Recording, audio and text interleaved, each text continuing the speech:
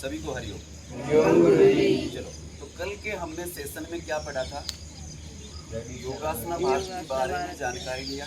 फिर उसमें हमने ग्रुप देखे कि एज ग्रुप कितने हैं।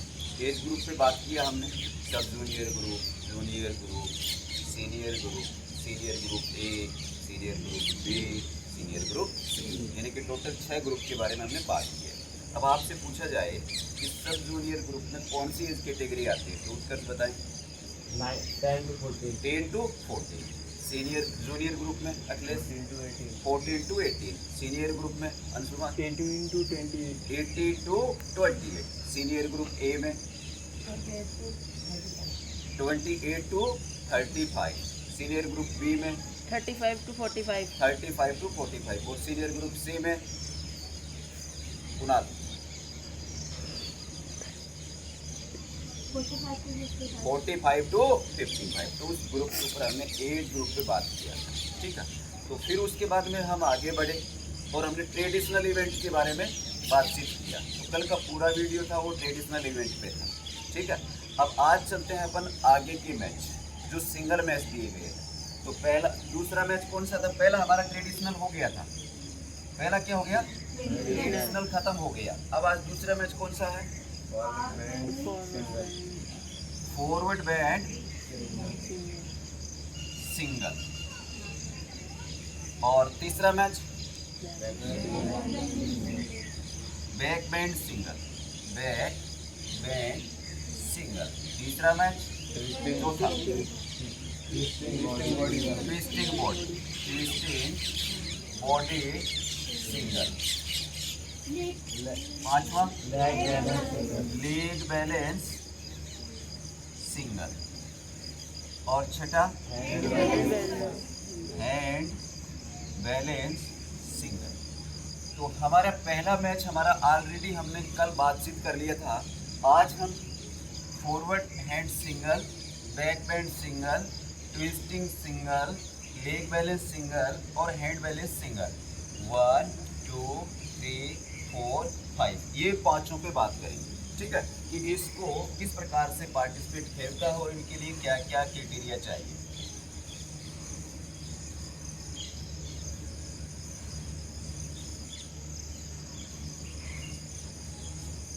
तो इन सिंगल मैच के लिए पहला ही ऑप्शन रूल्स लागू हो जाता है कि ओनली फॉर जूनियर। आपके पास में मार्कर पेन और है क्या शिवम? है, लेके आओ। नहीं है, इंक नहीं है तो फिर किसी काम का नहीं है वो, कोई बात नहीं। जूनियर और सीनियर इस इवेंट को, जो मैंने अभी 5 इवेंट बताए आपको, forward band, back bend, twisting, hand balance, leg balance, single, इनको केवल कौन स्टूडेंट पार्टिसिपेट कर सकता है? केवल जूनियर ग्रुप और सीनियर ग्रुप। इसके अलावा इस गेमों को कोई भी नहीं खेल सकता। यानी कि 14 to 18 और 18 to 28 केवल इस एज कैटेगरी के अंदर जो पार्टिसिपेट आता है वो ही इन मैचों को खेल सकता है। क्लियर हो गया यहाँ तक? कोई डाउट नहीं है।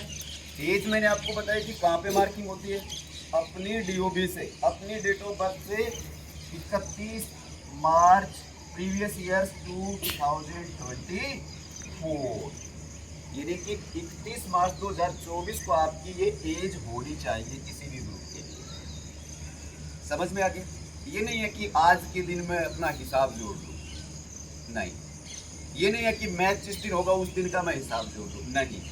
गेम के अंदर फिक्स कर दिया कि इसी डेट के ऊपर आपकी एज होना चाहिए, जितना होता है उतना ही माना जाएगा। तो इन पांचों इवेंट को कौन कौन खेल सकता है? जूनियर और सीनियर, दो ही कैटेगरी खेल सकती है। क्लियर यहाँ तक?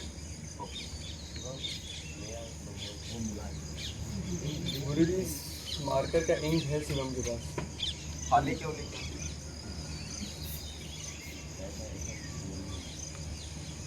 तो अब आपसे कोई पूछा जाएगा कि जो न्यू गेम बने हैं COP के तहत योगासना भारत में, फॉरवर्ड बैंड का सिंगल, बैक बैंड सिंगल, तो इनको क्या सब जूनियर ग्रुप का पार्टिसिपेट खेल सकता है? नहीं। तो आपका क्या जवाब रहेगा? नहीं। क्या सीनियर ग्रुप ए खेल सकता है? नहीं। Senior group B? नहीं। Senior group C? नहीं। कौन खेल सकता है? जूनियर और सीनियर। जूनियर और सीनियर केवल दो ही एज ग्रुप ऐसे हैं जो कि इन मैचों को खेल सकते हैं। ठीक है, आज अभी केवल उस 5 ग्रुप की बात कर रहे हैं, 5 जो इवेंट है उसमें, ठीक है, जो सिंगल के हैं, उसको एक मिलेगी नहीं। चलो तब तक हुआ था, तब तक हम आगे चलते हैं। अब हम बात करते हैं आसनों। तो जो फॉरवर्ड बेंडिंग का गेम है आपका, फॉरवर्ड बेंड। अब फॉरवर्ड बेंड जो सिंगल गेम रहेगा उसके अंदर एक पार्टिसिपेट को 10 आसन तैयार करने पड़ेंगे। कितने आसन तैयार करने पड़ेंगे? 10 आसन तैयार करने पड़ेंगे। अब वो 10 आसन उस पार्टिसिपेट के लिए क्वेश्चन उठता है कि मैं लेके कहाँ से आऊँगा वो 10 आसन। क्वेश्चन उठता है ना कि वो 10 आसन मैं कहाँ से लाऊंगा। तो आपके पास में एक योगासना ऑप्शनल चार्ट है। योगासना का ऑप्शनल चार्ट है आपके पास, जिसके अंदर 5 मेजर कैटेगरी हैं। 5 मेजर कैटेगरी का नाम बताएंगे। ये अखिलेश बैठे बैठे बता दो।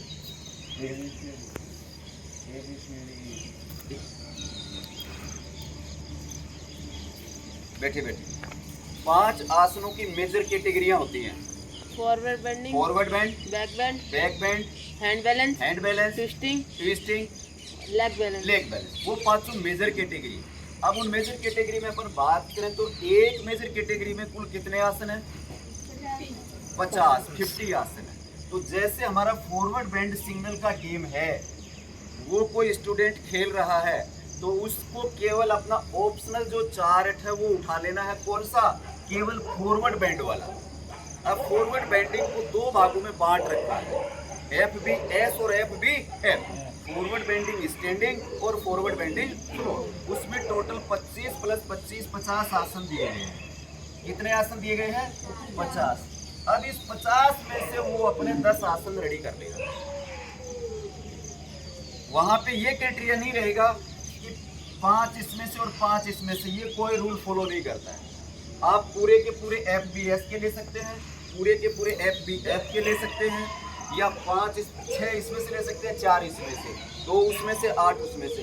ये नहीं कि आपको उस 50 में से अपने 10 आसन तैयार करने हैं। कहीं भी कर दो, किसी भी ग्रुप से कर दो, चाहे स्टैंडिंग का हो चाहे फ्लोर का।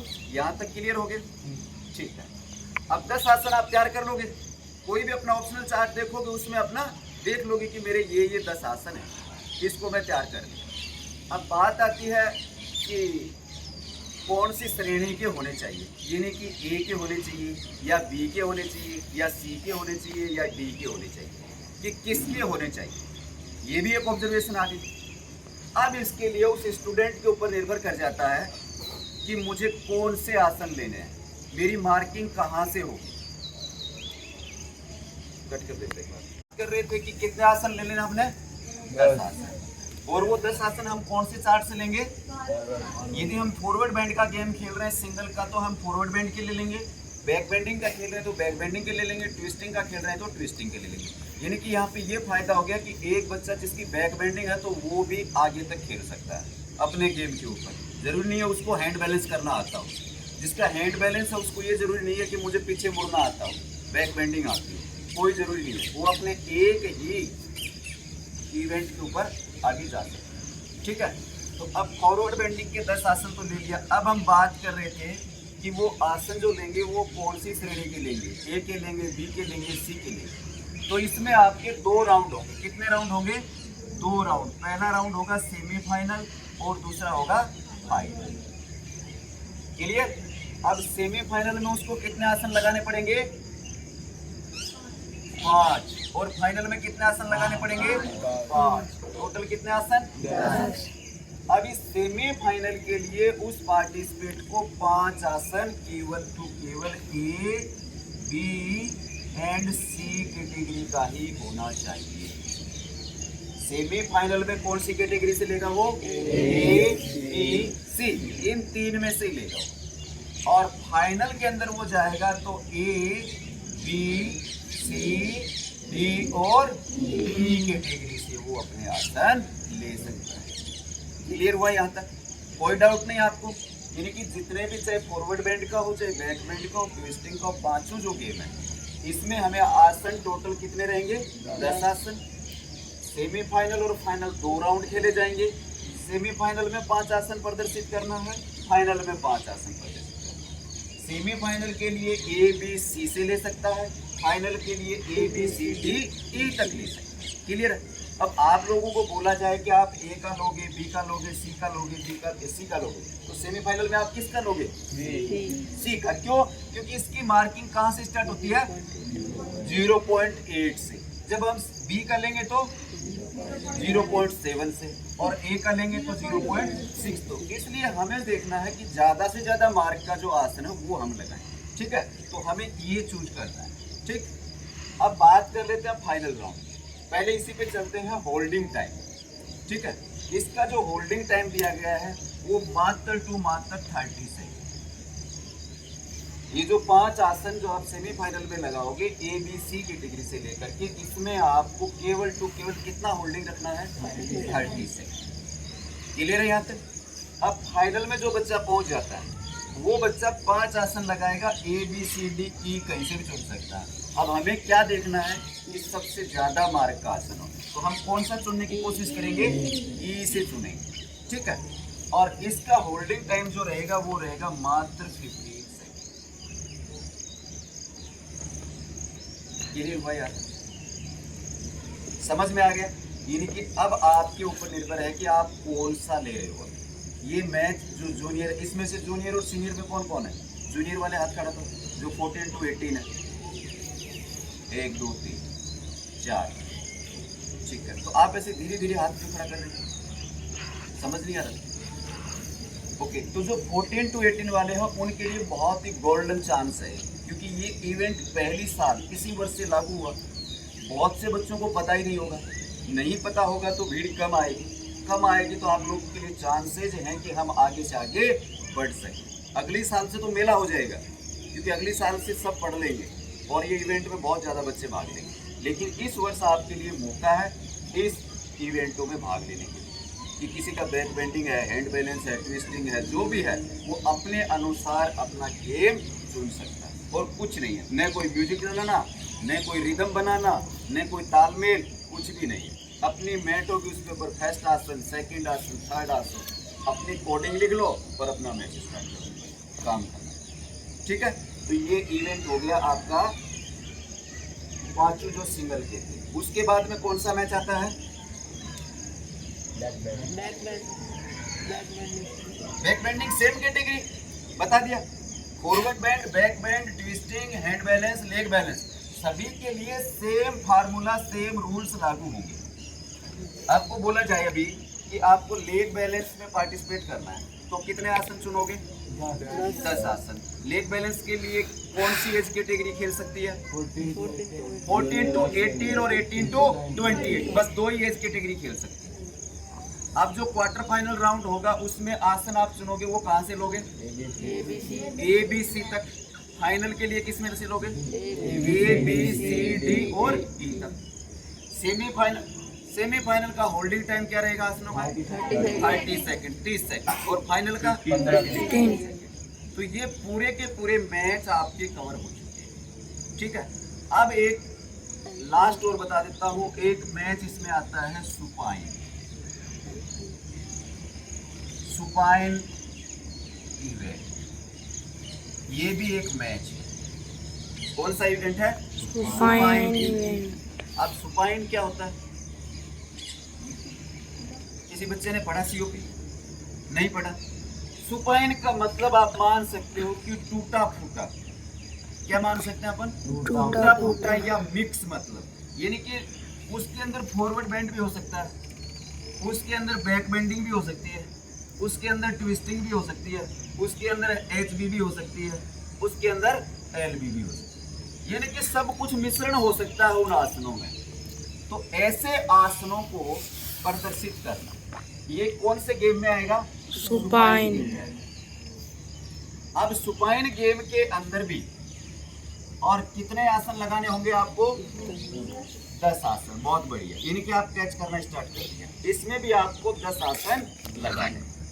अब ये 10 आसन हमें लेने कहाँ से हैं? तो इसका अलग से आपका जो न्यू सीओपीआई उसमें चार्ट है सुपाइन का। क्या है सुपाइन का? चार्ट। उस चार्ट के अंदर आपको पूरे आसन दिए गए और उन आसनों के अंदर से ही आपको 10 आसन लगाना है। इसमें भी 2 राउंड होंगे, सेमीफाइनल राउंड और फाइनल राउंड, 2 राउंड होंगे। अब 5 आसन आपको सेमीफाइनल में लगाना है और 5 आपको फाइनल में लगाना है। अब यहाँ पे आप आसन कहाँ से लोगे? सुपाइन का जो चार्ट है वहां से आप आसन लोगे, लेकिन वो आसन आपकी मर्जी से नहीं लिए जाएंगे। यहाँ पे लॉटरी सिस्टम होगा और जो जजिंग टीम है वो टीम वहां से क्या निकालेगी? पर्ची निकालेगी। क्या निकालेगी? पर्ची निकालेगी। आसन का नाम लिख देगी उसके अंदर, यानी कि 15 से 20 आसनों के नाम लिख के और पर्ची डाल दी। उसमें से 5 पर्ची उठाने के लिए बोला जाएगा किसी स्टूडेंट को।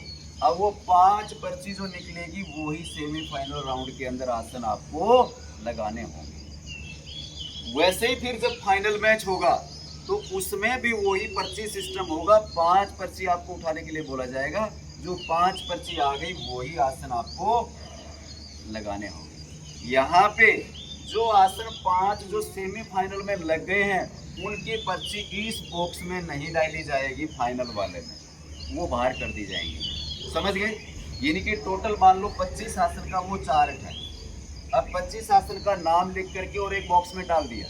अब उसमें से मैच करवा रहे हैं सेमीफाइनल, तो सेमीफाइनल में किसी एक स्टूडेंट को बोलेंगे कि इसमें से 5 पर्चियां निकाल लो। 5 पर्ची निकाल ली, उनमें जिस आसनों का नाम आया वही आसनों को सेमीफाइनल राउंड में आपको करना होगा। इसका होल्डिंग टाइम रहेगा 60 सेकेंड। कितना रहेगा? 60 सेकेंड, 60 सेकेंड, 1 मिनट। अब इस 25 में से ये 5 खेल चुके, अब इसको 5 को माइनस कर देंगे, कितने बचे? 20। अब 20 आसनों की पर्चियां बना करके और इस ड्रॉप बॉक्स में डालेंगे फाइनल मैच कराने के लिए। अब उस 20 में से 5 पर्ची किसी स्टूडेंट को बोलेंगे कि आप 5 निकाल लो। उसमें से जो 5 आसनों के जो नाम आएंगे उस पे कौन सा मैच होगा? Final match. और उसका भी होल्डिंग टाइम रहेगा 60 सेकेंड, 60 सेकेंड। तो ये मैच भी आप खेल सकते हैं। ठीक है, तो यहाँ पे आपकी ये जानकारी समाप्त हुई। अब किसी का क्वेश्चन है तो वो पूछ सकता है। गुरुजी,